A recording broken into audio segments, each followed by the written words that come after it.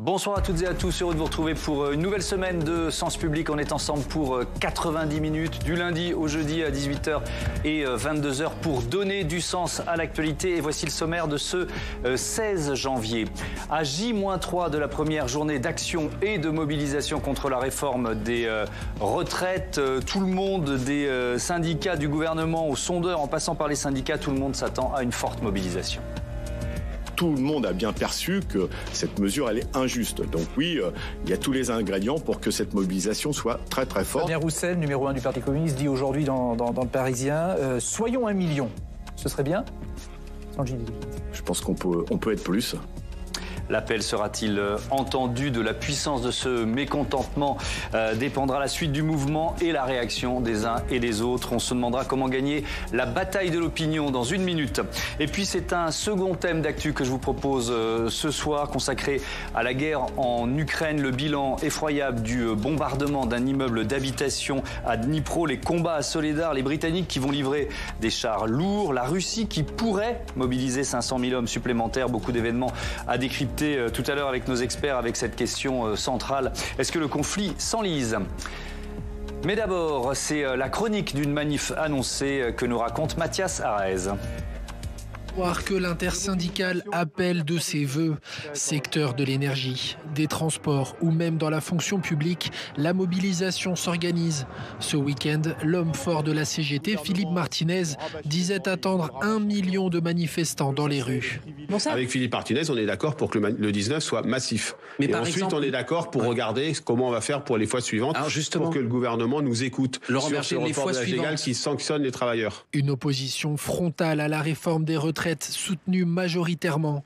Au lendemain des annonces d'Elisabeth Borne, 2 Français sur 3 se disaient défavorables à un report de l'âge légal. Du côté du gouvernement, la mobilisation passe mal. La grève, le droit de grève, bien entendu, c'est un droit constitutionnel. Le droit de manifester, bien entendu, c'est un droit constitutionnel. Exprimer ses idées, bien entendu. Mais bloquer, non. Empêcher ceux qui veulent aller travailler de travailler, non. Et nous ferons respecter cette règle simple. Pendant cette journée de mobilisation, le premier rôle sera syndical avant l'entrée des politiques dans la bataille. Samedi, une marche est déjà prévue à Paris à l'initiative de la France Insoumise. Mobiliser, convaincre, réformer, 3 verbes, 3 mots-clés pour cette réforme des retraites et donc de cette bataille de l'opinion qui se prépare. On en débat avec Laure Salvin, bonsoir. Bonsoir. Bienvenue, directrice générale de Kantar Public. Pascal Perrineau, bonsoir. Bienvenue, bonsoir. Politologue, professeur à Sciences Po Paris. Jean-Marie Pernaut, bonsoir. Bienvenue à vous aussi, politologue, chercheur à l'Institut de recherche économique et sociale. Et votre livre, Le syndicalisme d'après, publié aux éditions du Retour. Et Mathieu Croissando, éditorialiste politique. Bonsoir Mathieu. Bienvenue à vous. Laure Salvin, on sait que l'opinion elle est majoritairement défavorable à cette réforme, mais comment elle évolue? Est-ce qu'elle est de plus en plus défavorable au fil des semaines? C'est vrai que depuis que finalement la réforme devient plus concrète, qu'on connaît les différentes mesures de cette réforme, eh bien effectivement on voit une hostilité de plus en plus franche de l'opinion à l'égard de cette réforme. Alors l'hostilité, elle se cristallise, je dirais, à plusieurs endroits. D'abord, il y a la question de la pertinence de cette réforme. Est-ce que c'est le bon moment? Est-ce que le système est en danger ou pas? Et là, les Français, ils sont à nouveau une grande majorité à dire le système fonctionne très bien. Ils ne sont pas du tout convaincus, effectivement, qu'il y a un problème de financement. En tout cas, pas aujourd'hui. Donc, problème de pertinence, de légitimité, et puis aussi problème sur le fond. Parce que la mesure que l'on retient, la mesure phare de cette réforme, c'est l'âge légal de départ à la retraite, qui va passer donc à 64 ans a priori. Et ça, c'est vraiment une mesure symbolique très forte. C'était quelque part comme un garde-fou pour les Français, en se disant, voilà, on a ces 62 ans d'âge légal, et quand on posait la question aux Français, ce qu'ils préféraient, est-ce qu'ils préfèrent qu'on allonge les cotisations, qu'on touche plutôt à l'allongement des trimestres, etc., c'était toujours plus en soutien que, effectivement, ce symbole de l'âge légal de départ à la retraite. Et je crois que les Français se focalisent beaucoup, et c'est vrai que toutes les autres mesures, elles ont du mal à passer sur la pénibilité, sur l'emploi des seniors, etc. Finalement... Parce qu'elles sont plus complexes que simplement entendre un âge légal. Pascal Perrineau, c'est un phare éblouissant d'une certaine façon qui met dans l'ombre le reste de la réforme. Est-ce que c'est toute la réforme qui est pour l'instant, rejeté par une majorité de l'opinion. Non. Quand vous regardez les enquêtes, vous apercevez que 64 ans, là, ça fait mal. Mais quand vous regardez en détail, en particulier le volant d'avantage social, une retraite qui ne pourrait pas être en dessous de 1 200 €, d'autres modalités relatives à la pénibilité, aux exceptions qui sont déjà prévues par le projet Borne à l'application sèche des 43 annuités, puis ensuite de l'âge pivot de 64 ans, vous apercevez que là, il peut y avoir même une majorité de l'opinion qui soutient tel ou tel élément de la réforme. Donc, c'est complexe. Ça veut dire que le match n'est pas joué. Voilà, le match n'est pas joué. Il y a une bataille de l'opinion, c'est le thème de notre débat. L'émission ce soir. Il y a une vraie bataille de l'opinion et on s'aperçoit qu'en effet, la bataille de l'opinion, c'est qui portera un éventuel dérapage vers une situation de blocage. Et là, on voit bien que bien sûr, le gouvernement cherche à faire porter sur le mouvement syndical et éventuellement sur la gauche de la gauche la responsabilité de ce qui pourrait devenir une situation un peu chaotique. Et puis, les leaders syndicaux sont extrêmement prudents parce qu'ils se rendent bien compte qu'ils ne sont pas très populaires. Les syndicats aujourd'hui ne sont pas très populaires et qu'il y a un risque à ce que, en effet, le fait que plus de 60% de Français, pour l'instant, soutiennent le mouvement, ça se retourne. Parce qu'on a une opinion qui est fluide sur le sujet. Une opinion fluide sur le sujet. Jean-Marie Pernaut, si on se projette là sur la journée de jeudi, évidemment, on va être prudents les uns et les autres, mais quels sont les signes qui permettent d'évaluer la puissance d'une première journée d'action? Je lisais juste avant que l'émission ne démarre ce communiqué de la CGT qui prévoit au moins 200 points de rassemblement jeudi dans toute la France. Il ne faut pas être, nous, journalistes, trop focus sur Paris aussi. Ça, c'est une dimension importante. Vous avez tout à fait raison. Dans les grands mouvements, dans les grandes séquences protestataires qu'on a déjà connues, en 2010 par exemple, qui va rester quand même le point de référence parce qu'on l'a sous-estimé, ce mouvement de 2010 est pour moi le plus important depuis mai 68. Et effectivement, on pouvait le voir à travers les points de rassemblement. Plus ils sont nombreux, plus ça veut dire que les syndicats ont quand même cette capacité de les organiser. Après, on verra la fréquentation, bien évidemment. C'est un autre enjeu, mais je crois que là, ce qui est annoncé est de haut niveau. Après, on verra bien. Les préavis de grève aussi ça peut permettre d'évaluer... Alors ça, il faudrait voir plus précisément. Bon, et il est évident que dans les services publics que l'on connaît, les préavis de grève ont été déposés, mais comme vous le savez, dans le secteur privé, ils ne sont pas contraints à ce droit de grève, donc à ce devoir de préavis, cette obligation de préavis. Donc là, on ne peut pas trop savoir, mais dans les services publics, ils ont été déposés, donc on verra bien. Je crois que la question de la grève est un des enjeux du conflit, parce que les propos de Bruno Le Maire le montrent d'ailleurs, c'est-à-dire que les manifestations, c'est une des faiblesses du mouvement de 2010, qui était essentiellement un mouvement manifestant. Mais le support gréviste était relativement faible. Et on sait historiquement, ça déplaît peut-être au ministre, mais les mouvements qui ne s'appuient pas sur des grèves, en général, c'est des mauvais moments à passer. Mais on fait le dos rond, le patronat, ça ne le concerne pas, ça s'adresse aux politiques publiques, et les gouvernements, ma foi, c'est quelques jours d'impopularité, et les choses reprennent leur cours. Par contre, si la grève s'installe et qu'elle s'ancre dans un certain nombre de secteurs, avec des risques sur l'activité économique du pays, là, je pense qu'il y a d'autres acteurs qui vont se réveiller, notamment le patronat, qui est assez discret dans cette affaire. Oui, parce que la réforme lui convient plutôt. Enfin, elle lui convient, mais quand on regarde... En tout cas, officiellement, c'est ce qui a été dit. Mais je pense que si ça dégrade la situation économique, peut-être que les pressions aussi sur le politique vont se faire sentir de ce côté-là. Mais c'est très juste ce que vous dites, parce qu'en 2010, on s'en souvient plus ou moins, mais il y a eu 14 journées de mobilisation rassemblant jusqu'à 2 millions pour certaines journées de Français. En tout cas, à l'époque, on estimait... Et c'était pas les mêmes d'une fois sur l'autre. Et c'était pas les mêmes. Donc, alors, on reparlera un peu de l'histoire tout à l'heure. Mais ça n'a rien donné, hélas, pour les manifestants, puisque la loi est passée et la loi a été appliquée.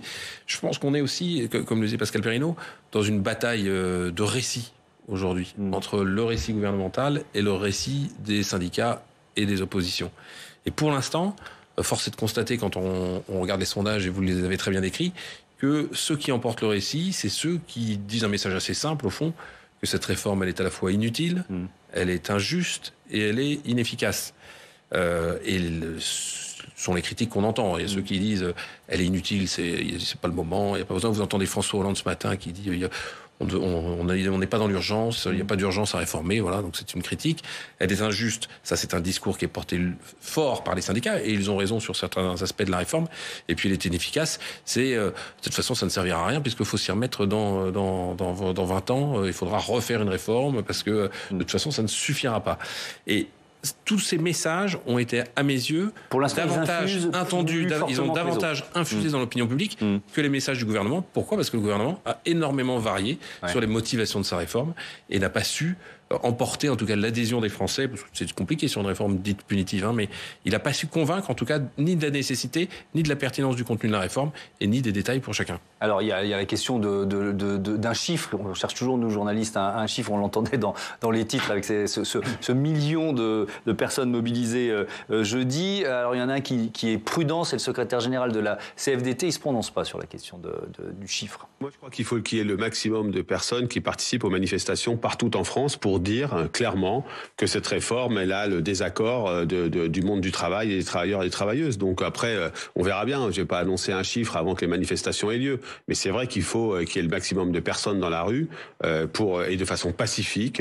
On a la chance, vous savez, d'être dans un pays qui a le droit où on a le droit de dire son désaccord avec ceux qui gouvernent, on a le droit de manifester, etc. Ne présentons pas ça comme un problème. Partout ailleurs, quand il y a des manifestations, on dit on soutient les peuples qui se mobilisent, alors sur des causes des fois extrêmement graves, et qui sont des causes démocratiques ou de liberté des femmes, par exemple. Ne présentons pas ça comme un problème. Alors dans cette première partie de notre débat autour du mot, du verbe mobiliser, il y a cette question finalement du pouvoir syndical. Vous avez commencé un petit peu à l'aborder, mais Laure Salvin, est-ce que les Français se sont petit à petit éloignés de leur... Est-ce qu'ils leur font moins confiance finalement pour peser dans un débat comme celui que l'on vit actuellement? Tout à fait, c'est vrai que quand on mesure depuis finalement de nombreuses années l'opinion, on voit que la confiance à l'égard, alors d'une manière générale des institutions, mais aussi des syndicats, elle est en forte décroissance. Aujourd'hui, vous avez un petit peu moins d'un Français sur deux qui font vraiment confiance aux syndicats pour résoudre les problèmes qui se posent aujourd'hui dans le monde du travail. Donc en effet, les syndicats seuls, on va avoir du mal à mobiliser. Je reviens juste sur le patronat. Je pense que quand même le patronat, c'est vrai qu'on l'entend finalement assez peu. Il est plutôt en soutien, mais enfin bon, il s'est peu... Ça a été service minimum. Exactement, parce que pour le coup, je trouve qu'ils sont ils vont être extrêmement mobilisés, notamment sur l'emploi des seniors, parce que avec cette réforme, les Français vont devoir travailler beaucoup plus tard. Et aujourd'hui, on constate effectivement qu'il y a un vrai problème sur l'utilisation, entre guillemets, l'utilité des seniors dans les entreprises et la place des seniors. Oui, et les entreprises françaises sont en retard par rapport à la moyenne européenne en la matière. Donc c'est effectivement un enjeu majeur. Sur le poids, le pouvoir syndical, Jean-Marie Pernouillet, on a vu juste avant Noël les syndicats de la SNCF être un peu, on va dire, dépassés par un mouvement qui était né sur les réseaux sociaux, je crois sur Facebook, on dit ça de mémoire. Alors ça nous a semblé très nouveau. Est-ce que c'est forcément nouveau ça, ou est-ce que c'est déjà arrivé de voir des mouvements finalement hors syndicat prendre un peu la main ? Oui, il y a eu des phases. On a eu les années 80, par exemple, la fin des années 80. Oui. C'est parti aussi d'ailleurs de la SNCF. Une coordination en 86 avait pris la main dans un secteur très syndiqué, et qu'il était encore plus à l'époque qu'aujourd'hui. Enfin, ça reste un secteur assez syndiqué, donc ça peut être surprenant. Mais on a des récurrences comme ça. Il y a eu aussi les grands mouvements des infirmières à la fin des années 80 qui étaient conduites par des coordinations. Donc c'est pas tout à fait nouveau. Aujourd'hui, ça s'est amplifié par l'existence des réseaux sociaux qui permettent effectivement de se contacter très facilement, puisque un des rôles des syndicats, c'est de faire le lien entre les salariés, entre les travailleurs et les travailleuses, comme on dit maintenant, à juste titre. Mais donc les réseaux sociaux sont des facilitateurs de ces contacts. On voit néanmoins les limites, et je pense que ces mouvements-là auront aussi leurs limites, parce que ça marche bien pour mobiliser, il n'y a aucun problème pour appeler une grève, on l'a bien vu pour les contrôleurs de train. Par contre, dès que la direction a fait des propositions qui supposaient réflexion collective, décision, est-ce qu'on continue, est-ce qu'on discute, est-ce que ça va, il n'y a pas d'instance d'arbitrage. Est-ce que vous faites le parallèle avec les Gilets jaunes, toute proportion gardée, c'est justement sur cette absence de leadership en fait. Tout à fait, des mouvements qui Pour ce qui est de la mobilisation, il y a des sociabilités qui se créent par les réseaux, par les interconnaissances locales. Ça a été le cas pour les Gilets jaunes, les Carrefour qui ont joué ce rôle étrange. Mais après, il faut que le mouvement se représente à lui-même. Il faut qu'il se donne une représentation. Et là-dessus, les Gilets jaunes, ils y sont jamais parvenus. Il y avait beaucoup de désaccords entre eux, etc. Ils avaient des points d'accord, mais ils ont eu du mal à choisir des représentants, à trouver quelques idées forces qui les rassemblent tous, etc. Et dans ces moments-là, quand on n'a pas de structure pérenne pour organiser ces arbitrages, parce qu'il y a des moments dans la conduite d'un mouvement, il faut arbitrer, eh bien, c'est un peu la limite de ces mouvements-là, si vous voulez. Donc, ils existent, ils sont pertinents pour lancer les mouvements. Après, on va voir. Il n'est pas exclu que dans le mouvement qui s'annonce, il y ait des forces que les syndicats ne contrôlent pas. Ouais. Ça, c'est tout à fait clair. Oui, ce sera aussi un peu un test, d'ailleurs, pour les raisons qu'évoquait Madame tout à l'heure. Effectivement, ils ont perdu l'emprise sur le social qu'ils avaient encore il y a une vingtaine d'années. Mais c'est pas dit qu'en bout de course, ils ne retrouvent pas, malgré tout, leur rôle d'arbitrage final. Mais là, pour le coup, on est dans du classique, puisque ce sont les confédérations syndicales, en intersyndicales, interprofessionnelles, qui ont décidé, voilà, et enfin, qui lancent le mouvement, et qui le lancent avant les partis politiques, puisque la France Insoumise avait une manifestation prévue 2 jours après. Sur le silence du MEDEF, c'est aussi, histoire de ne pas agiter le chiffon rouge, si vous avez Geoffroy Roux de Bézieux qui vient dans toutes les matinales dire quelle est géniale cette réforme, tout le monde va dire, c'est vraiment la réforme des patrons, on ne veut pas. Et de la même façon, d'autres arrière-pensées, on a entendu le gouvernement ce week-end dire, oui, il y aura du monde jeudi, ça va être une grosse mobilisation. Tout ça pour faire monter aussi la jauge. Parce que pourquoi Laurent Berger dit pas de chiffres ? Parce qu'il n'a pas envie d'être démenti par les faits. Donc plus vous dites on va faire 1 million, 2 millions, 3 millions, oui, il y aura du monde, ça permet éventuellement, si la mobilisation était un peu en deçà, de dire, vous voyez, c'est une déception. Ouais. Pascal Perrineau, je reviens sur ce parallèle mouvement un peu hors syndicat et mouvement Gilets jaunes. Alors ça peut être une faiblesse du mouvement, si ça prend cette forme-là, même si effectivement, Mathieu, on est d'accord, là je me projette plutôt à l'avenir, mais c'est aussi pour un gouvernement plus compliqué, quoi. C'est-à-dire que de négocier avec des syndicats, entre guillemets, à l'ancienne. Voilà, on l'a vu au moment d'ailleurs des Gilets jaunes. Ça a duré des semaines et des semaines avec un gouvernement qui ne savait pas, et d'ailleurs à juste titre, avec qui parler, puisque les Gilets jaunes n'étaient pas d'accord entre eux, et les Gilets jaunes refusaient même la notion de représentation.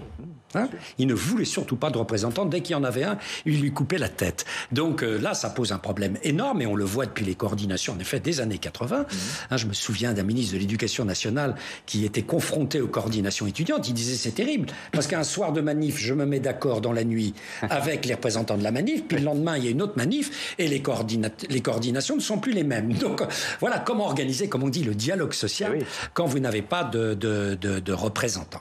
Mais pour l'instant, on a des représentants, les représentants première syndicaux. Phase du mouvement, un mouvement syndical unique. On verra combien de temps l'unité dure, parce que quand vous regardez en détail la conception même de la réforme des retraites ou du maintien du statu quo n'est pas le même chez les différents acteurs syndicaux. Et puis, je vais dire, il va y avoir 2 lieux. Il y a la rue, mais il n'y a pas que la rue. Il va y avoir le Parlement. Et d'ailleurs, ce qui est très frappant dans les forces qui s'opposent à la réforme des retraites, et en particulier, je pense au Rassemblement national et à Marine Le Pen, elle privilégie la scène parlementaire. Elle va s'efforcer d'obtenir une évolution du projet au Parlement, à l'Assemblée nationale, en disant d'ailleurs à ses militants ou à ses adhérents, si vous voulez aller manifester, allez-y, mais enfin, pour nous, c'est pas le problème. On voit que la gauche, plus mouvementiste, si vous voulez, est sur un lieu de contestation qui est un lieu différent. Mais il va se passer des choses à l'Assemblée nationale. Et Mme Borne a un projet extrêmement précis. Le projet est extrêmement précis pour l'instant. Mais elle laisse entendre que le projet peut encore évoluer. Donc il y aura des marges de négociation. Et il y a un élément qu'on n'a pas encore abordé, c'est l'état de l'opinion sur l'après. Alors là, c'est frappant. Contrairement à ce qui s'était passé dans les années antérieures, vous avez une opinion qui soutient le mouvement, qui est opposée aux 64 ans, aux 43 annuités, mais qui dit de toute façon, la réforme, elle s'appliquera. Ce problème de résignation de l'opinion est tout à fait frappant. Et doit être interprété. Ça, vous le ressentez fortement ? Tout à fait. Et moi, je trouve que justement, c'est un des éléments qui est très marquant dans cette période actuelle. C'est qu'effectivement, d'abord, le premier opposant au gouvernement, selon les Français, c'est le Rassemblement national. Voilà. Et le Rassemblement national qui ne sera pas, a priori, en tout cas officiellement, dans la rue. Déjà, effectivement, ça dit quelque chose. Le deuxième point, c'est que quand on leur demande est-ce que vous souhaitez que cette réforme ait lieu, non. Est-ce que vous pensez qu'elle va être mise en place, y compris malgré des mouvements sociaux, etc. Une grande majorité disent oui, de toute façon, elle va être appliquée. Donc, effectivement, je ne sais pas si c'est de la résignation, de la lassitude.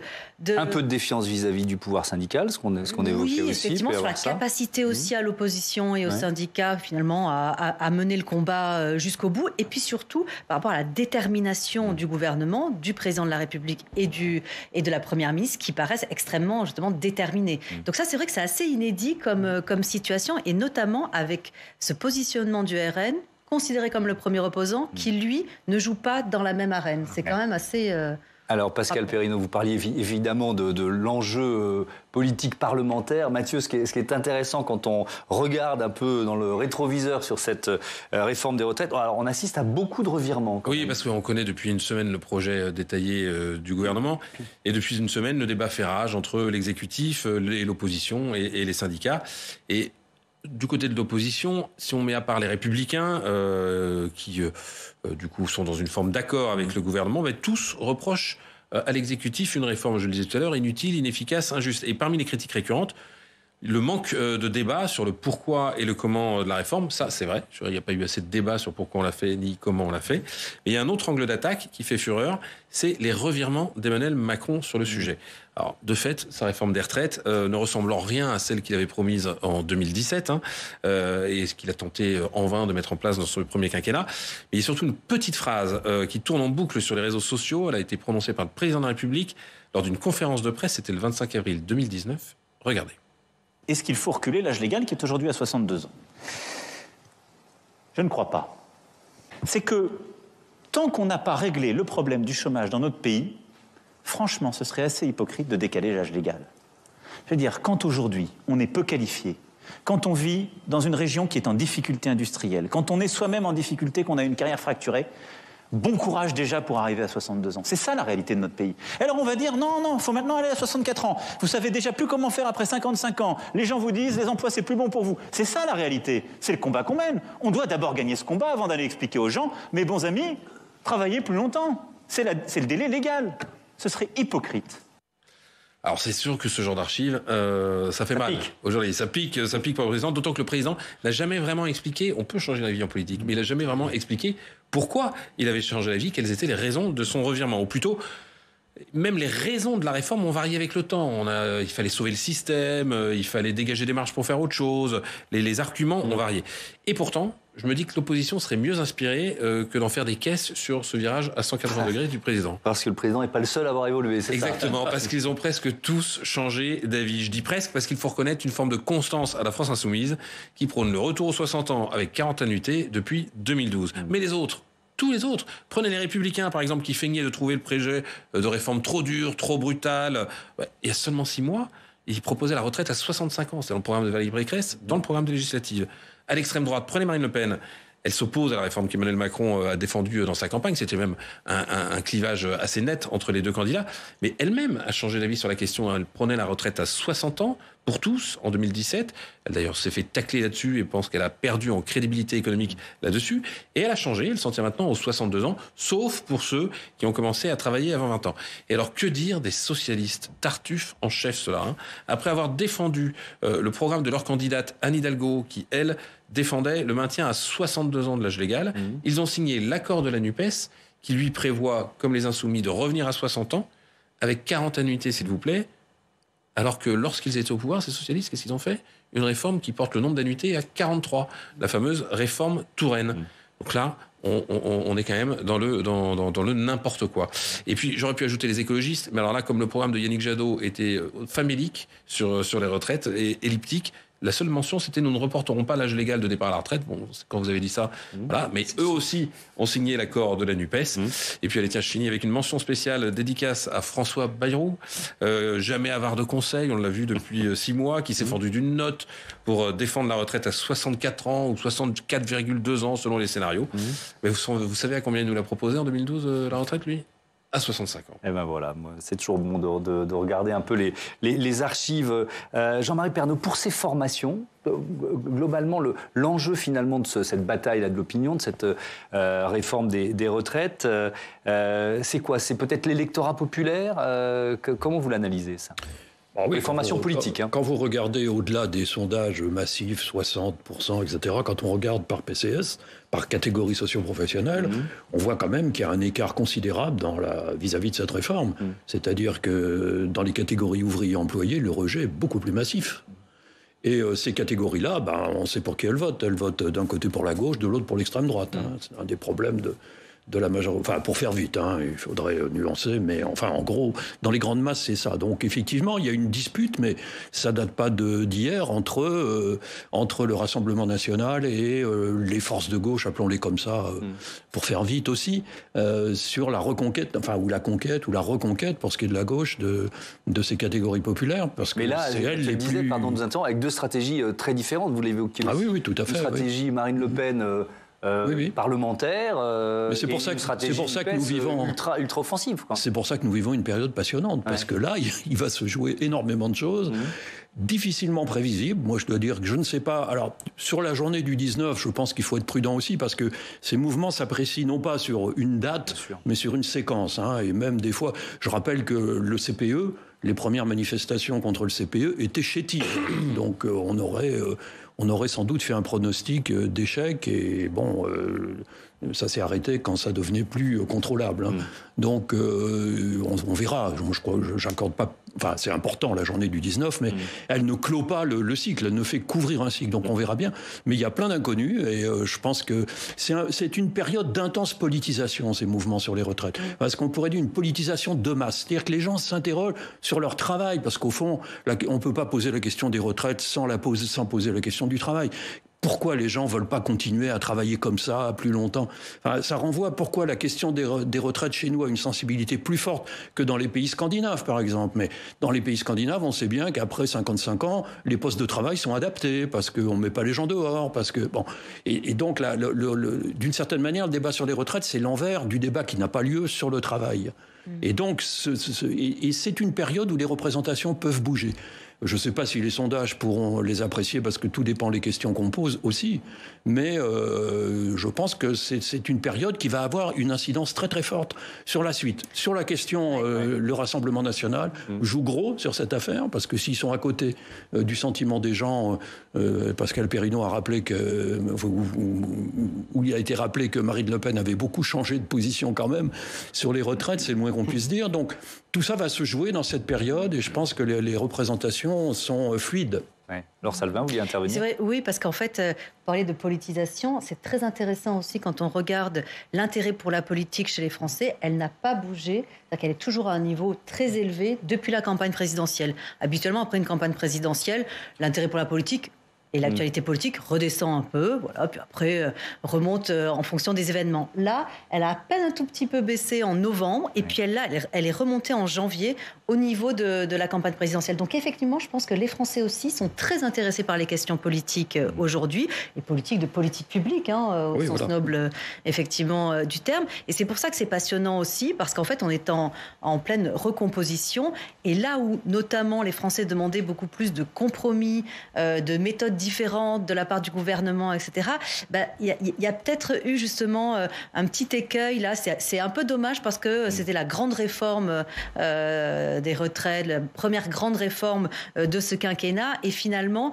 notamment ne serait-ce que sur les 65 ans, peut-être que finalement, si 65 ans avaient été annoncés plutôt que 64, et qu'au final on avait reculé à 64 ans, déjà il y aurait eu cette idée de compromis. Là, je ne sais pas trop sur quoi on va pouvoir faire des compromis. Toujours dans l'analyse politique, Pascal Perrineau, il y a un allié qui est le parti LR, sauf qu'il pèse beaucoup moins dans l'opinion. Donc est-ce qu'on peut parler d'un allié affaibli? Écoutez, on ne peut pas répondre à cette question. On ne peut pas répondre à cette question. L'allié est décisif. L'allié est décisif. L'attitude du groupe LR, c'est décisif. Parce qu'on est passé, sans s'en rendre compte, d'une 5e République présidentielle à une 5e République parlementaire, avec cette affaire de majorité relative pour les forces qui soutiennent le président de la République. Donc, ils ont besoin de LR. LR joue gros, parce que LR s'est redonné un patron, M. Éric Ciotti. LR, c'est encore une réalité au plan local. Ça n'est plus grand-chose au plan national. Moins de 5% des suffrages exprimés. LR, c'est une droite de gouvernement. Et donc, le problème, c'est que LR doit retrouver cette image d'une force de gouvernement. Et là, d'une certaine manière, ce qui n'est pas facile, en disant on fait un pas avec la majorité, parce que, au fond, cette réforme correspond à ce qu'on appelle peu ou prou de nos voeux, mais sur le reste, il faudra nous compter dans l'opposition. Et d'ailleurs, j'ai remarqué que le PS, qui est un peu devant le même défi, comment on redevient un grand parti de gouvernement, sur l'enjeu écologique, adopte exactement la même attitude qu'LR. Sur son terrain, qu'est l'écologie. On ne va pas leur demander de faire ça sur les retraites. Surtout étant donné les positions, 60 ans, 40 ans d'annuité, ça, bon, il y a même une espèce de régression de la part du Parti socialiste qui est absolument hallucinante. Mais je crois que là, LR joue gros. Ça peut lui rapporter une image de gouvernement. Ça ne va pas forcément le plomber en disant, voilà, c'est devenu les supplétifs de la République en marche, je ne crois pas. Ouais. Alors, il y a un mot qu'on entend à longueur d'interviews des représentants du gouvernement ou de la majorité présidentielle, c'est le mot convaincre. On a choisi un petit échantillon avec Elisabeth Borne, Aurore Berger et François Patria. Regardez. Bien conscience que faire évoluer notre système de retraite suscite des interrogations et des craintes chez les Français. Nous voulons y répondre et convaincre. Nous, on souhaite évidemment mener cette bataille de l'opinion publique d'abord au plus près des Français. Et j'ai demandé ce matin aussi que les membres du gouvernement se mettent à la disposition des parlementaires pour venir sur le terrain expliquer la réforme, se confronter aux Français et animer aussi eux-mêmes un certain nombre de réunions publiques. Il y a des gens qui vont voter avec nous demain. Il faut les convaincre de la justice du combat que nous menons, de la justice du texte auquel nous aboutons aujourd'hui, que c'est une loi non pas de contrainte, mais de progrès. Alors convaincre, enfin on aurait pu multiplier par 2, par 3, par 4 des extraits de personnalités de la majorité présidentielle. Jean-Marie Pernaut, il y a quand même un élément qui est intéressant, c'est que il y a ce mot convaincre, donc l'idée qu'on peut encore discuter, éventuellement négocier, que ce soit avec les syndicats ou alors effectivement au Parlement. Et puis à côté de ça, il y a l'image de ce gouvernement avec la succession des 49.3 depuis qu'il est en place. Donc ça semble un peu contre-intuitif, enfin paradoxal, vous voyez ce que je veux dire? Oui, c'est un des problèmes. C'est vrai qu'on a un régime présidentiel tempéré, désormais. Heureusement qu'il y a l'usage du 49.3 qui permet parfois de s'affranchir d'une majorité parlementaire. Mais je pense que... Est-ce que ça donne... Dans l'opinion, vous devez le percevoir aussi dans les sondages. Je crois qu'il y a et c'est un peu la part aussi qu'il y a dans cette soi-disant résignation, qui est Macron, il recule sur rien. Oui, c'est ça donne une image forcément un peu rigide. On a affaire à un bloc. Vous vous souvenez cette politique de Laniel, c'est Mauriac, je crois, dans son bloc-notes, qui disait Monsieur Laniel nous dit que sa politique est un bloc. C'est vrai, nous sommes dessous. Donc là, on a un petit peu ce sentiment aussi. Donc un certain scepticisme sur la capacité à faire bouger les choses. Bon, après, il faudra bien, tout dépend comment les choses vont évoluer dans le pays. Je pense qu'il est possible que le pouvoir politique bouge, mais je ne parlerai pas tellement parce qu'il y a toujours une instance de rappel, si vous voulez, malgré tout. C'est les urnes. C'est-à-dire que cette résignation face à un mouvement social, il peut y avoir aussi cette idée, et ça se paiera dans les urnes, parce qu'aujourd'hui, on ne peut plus trop le faire payer ailleurs. C'est vrai d'ailleurs qu'il y a une tendance quand même qu'il faut relever, qu'on la retrouve à la SNCF ou ailleurs, c'est qu'il y a quand même une certaine habitude, notamment des gouvernements, qui est que la protestation sociale, franchement, on s'en fout. Excusez-moi cette familiarité. Mais enfin... Alain Juppé, en 95, il dit « Moi, s'il y a 2 millions de personnes dans la rue, mon gouvernement est foutu. » Vous entendrez personne aujourd'hui dire « S'il y en a 2 millions, je dis je suis foutu. » Sous Sarkozy, on a quand même eu, vous l'évoquiez tout à l'heure, 2 millions... il y a eu un brassage de 3 à 4 millions de Français qui ont participé aux manifestations en 2010. Dans les petites îles bretonnes, où il y a 300 habitants, 500... Il y avait, à chaque fois qu'il y avait une journée d'action, il y avait une manifestation, 50, 60 personnes. Mais dans tous les bars, tout le monde parlait de ça. C'est ça, je veux dire, la politisation. C'est quand tout le monde s'intéresse aux choses qui les concernent.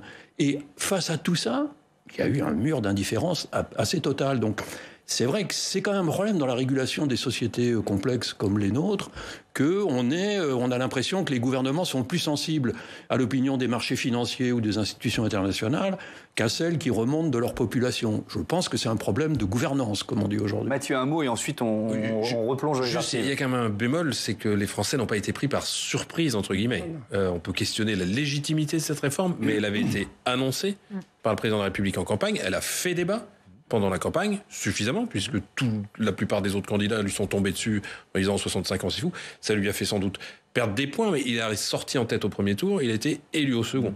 Par la suite, non mais il a quand même arrivé en tête au premier tour. Et il est élu au second. Ensuite, il y a eu la campagne des législatives où cette question a été remise sur le tapis. Et ça lui a sans doute coûté des voix et un nombre de députés. Mais il est arrivé avec le premier groupe de députés. Pas la majorité absolue, mais le premier groupe à l'Assemblée nationale. Donc, c'est pas non plus quelque chose qui est tombé dessus. Vous faisiez allusion à Juppé, les ordonnances Juppé, quand on en parle, enfin la réforme Juppé. Les Français la découvrent. Ils avaient voté pour Jacques Chirac, voilà, avec la fracture sociale, et ils découvrent Juppé. Là, c'était quand même dans le programme. Tout de suite, parce que c'est le début de la chronique de Steve Jourdain. Steve, vous pouvez nous rejoindre. Heureusement que je suis là, parce que sinon, sinon vous n'auriez plus rien à dire. Mais ce serait dommage, parce que vous allez effectivement revenir. Pour commencer, on fait un retour en arrière vers les précédentes réformes des retraites sur 1995. Oui, en mai 95, Jacques Chirac est élu président sur une promesse, on s'en rappelle, réduire la fracture sociale. Et pourtant, quelques mois plus tard, Alain Juppé, son Premier ministre, présente un projet de réforme de la sécurité sociale et des retraites. Le plan Juppé consiste à aligner les retraites des fonctionnaires sur celles du privé, qui sont moins avantageuses. On va alors assister à la plus importante mobilisation depuis mai 68. Le mouvement commence fin novembre. Il va durer 23 jours. Des grèves à la SNCF et à la RATP, je vais y arriver, paralyse le pays. Les syndicats parviennent à faire descendre 2 millions de personnes dans la rue. Et point important, Thomas, une large majorité des Français approuvent le mouvement. Résultat, Alain Juppé est contraint de reculer au mois de décembre. Il retire sa réforme des retraites. Alors, on avance dans le temps. Les mobilisations qui vont suivre ne vont pas avoir autant de succès. Oui, en 2003, par exemple, François Fillon est ministre des Affaires sociales du gouvernement Raffarin. Il annonce une réforme qui prévoit la hausse progressive de la durée de cotisation. Un front syndical s'y oppose. Près de 2 millions de personnes descendent dans la rue. Des grèves sont déclarées dans la fonction publique, mais la loi sera quand même adoptée le 24 juillet 2003. Autre mobilisation contre les retraites, elle a lieu en 2010. La réforme promise par Nicolas Sarkozy est portée par Éric Woerth, le ministre du Travail, prévoit de relever l'âge légal de départ à la retraite de 60 à 62 ans. Écoutez, François Fillon, Premier ministre de l'époque, il est alors en plein bras de fer avec un certain Bernard Thibault. Pour sécuriser notre régime de retraite par répartition, il n'y a qu'une seule solution, c'est celle de l'allongement de la durée de travail et de l'allongement à 62 ans de la date à laquelle on prend sa retraite. C'est inimaginable dans un pays où le taux de chômage des jeunes et des plus de 50 ans est particulièrement élevé, parmi les plus élevés en Europe. Donc il y a au-delà d'une inéquité des réponses qui ne sont pas des réponses durables pour assurer une pérennité du système de retraite par répartition. Et malgré plus d'1 million de personnes dans la rue et 14 journées de manifestation, la loi est finalement adoptée le 9 novembre 2010. Alors il y a les réformes des retraites adoptées et puis il y a les réformes avortée. Oui, la toute dernière, celle présentée par Édouard Philippe. L'idée était de passer à un système universel par points, mais le gouvernement se heurte au refus des syndicats et des organisations étudiantes. À la RATP et à la SNCF, une grève reconductible est lancée. Le mouvement dure même 49 jours consécutifs à la RATP, ce qui en fait le mouvement le plus long de l'histoire de l'entreprise. Les manifestations rassemblent quant à elles environ 1 million de personnes. C'est tout simplement la plus forte mobilisation sociale du quinquennat Macron. Mais ce qui va faire dérailler la réforme, c'est le Covid. Malgré son adoption par l'Assemblée nationale, Emmanuel Macron annonce suspendre son projet au mois de mars 2020. Thomas. Merci beaucoup Steve Jourdain pour toutes ces explications. On a commencé à l'aborder, je voudrais qu'on termine là-dessus. Pascal Perrineau, ce qui se joue aussi, c'est quand même, et je termine par mon troisième verbe, le verbe réformer, la capacité d'Emmanuel Macron à réformer ou à donner le sentiment qu'il peut encore réformer le pays. C'est ça ce qui se joue, parce que sinon... qu'est-ce qu'il va faire de Bien sûr, ce second quinquennat? Parce que c'était le président, souvenez-vous, 2017, c'était le président de la réforme. Et il a voulu d'ailleurs garder en partie cette image lors de la dernière élection présidentielle. Et c'est vrai que pour parfois de bonnes raisons, il n'a pas trouvé les espaces pour réformer. On vient de parler, en effet, de la réforme des retraites avant le Covid, mais qui était tout à fait particulière. Parce qu'au fond, les réformes de retraite dont on parle, c'est des réformes de paramétrage, on joue, il n'y a jamais eu une grande réforme, comme on dit, systémique. Or, Macron était porteur d'une grande réforme systémique passée à un système à points. Et là, la mobilisation partielle, le Covid ont eu raison de cette volonté. Et au fond, là, on a une réforme, j'allais dire, à basse intensité. Parce que c'est une réforme qui ressemble à toutes les réformes précédentes. Mais oui, on entendait François Fillon. Mais bien sûr. Et Bernard, c'est les mêmes arguments qu'on entend. Et qui annonce les prochaines réformes. Parce que dans 5-6 ans, il faudra s'y remettre. Et c'est l'ajout des paramètres par Édouard Philippe qui déclenche la mobilisation. Bien sûr, bien sûr. Donc, vous voyez, là, on est... D'ailleurs, le président se tait, regardez, c'est Elisabeth Borne qui monte au créneau. Elle a l'habitude de ces dossiers-là. Elle a une expertise sur le sujet. Et lui, il se tait parce que, quelque part, dans son fort intérieur, s'il a une cohérence, c'est parfois difficile à dire après ce qu'on a vu tout à l'heure, mais s'il a une cohérence, il doit se sentir un peu déçu. C'est l'échec de la grande réforme systémique des retraites en France. Jean-Marie Pernaut, s'il y a... vous vouliez intervenir? Pardon, non, mais allez-y. C'est aussi peut-être une des raisons de la résignation des Français aussi. Voilà. C'est de se dire, en fait, ce genre de réformes-là, on les connaît. Il y en a eu plusieurs dans le passé. Donc, quelque part, on est beaucoup moins déjà au surpris aussi par rapport à ce que vous disiez tout à l'heure. C'était annoncé. Et puis encore une réforme comme ça, effectivement. Et elle finit toujours par passer, quoi. Et puis ça va passer. Et puis de toute façon, dans 5 ans, on va encore remettre en cause le système. Alors, on est prudent sur ce plateau et on va continuer de l'être. On verra bien ce que nous réservent les prochains jours, les prochaines semaines. Mais dans notre équation, il y a quand même un élément. Je voudrais bien vous entendre là-dessus, Jean-Marie Pernaut. C'est à la fin mars qu'on connaîtra celui ou celle qui succédera à Philippe Martinez à la tête de la CGT. Est-ce que ça a forcément, ou pas d'ailleurs, des conséquences sur la stratégie des leaders des différentes branches de ce syndicat, la CGT, pétrole, transport, etc., etc. Là, sur ce dossier-là, je ne crois pas, parce que c'est un des sujets sur lesquels il y a une relative homogénéité de la CGT. Il y a d'autres terrains sur lesquels... se montrer le plus musclé. On a un petit peu vu au moment de Total. Là, il y avait sûrement des enjeux tactiques de cet ordre. Il y en a un petit peu toujours. Mais là, en l'occurrence, sur ce sujet-là, je ne pense pas qu'il y ait d'enjeux internes ou que ça bouge en quoi que ce soit, les curseurs compliqués que la CGT va gérer au moment de son congrès, à mon avis. Ça va plutôt même redonner un peu d'allant, parce que la CGT aime bien ces périodes un peu de lutte ou qui ressoudent un peu l'organisation, justement. Mais sur la résignation, je serais extrêmement prudent, parce que c'est vrai sur les retraites, ce que vous dites, mais en même temps, et ça, je trouve qu'on n'apprécie pas, et on ne peut pas trop l'apprécier à travers les sondages, parce que c'est difficile d'aller chercher ça, mais c'est aussi qu'on est quand même en pleine période d'inflation. On est en pleine période où il y a énormément de Français, les mêmes d'ailleurs, qui ont un souci avec la prolongation de la durée du travail, qui ont des problèmes de fin de mois. Je suis désolé de rappeler. On dit que l'inflation est à 6%, le caddie moyen, il a fait plus 15%.